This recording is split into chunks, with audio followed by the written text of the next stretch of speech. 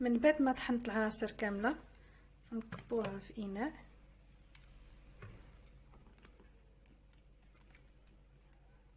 واخا بقاو لكم طريفات ديال الموز اولا طريفات ديال التمر ماشي مشكل.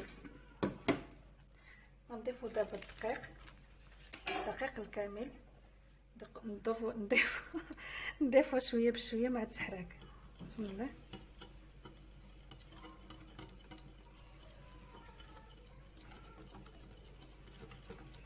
احسن ناكلو شي حاجه طبيعيه ما فيهاش سكر. هنا عندي 2 كيسان اونص، مازال خصني نزيد شي شويه. كتجي زوينه بالدقيق الكامل. انا غنزيد واحد نص كاس باش نكمل 3 ديال الكيسان.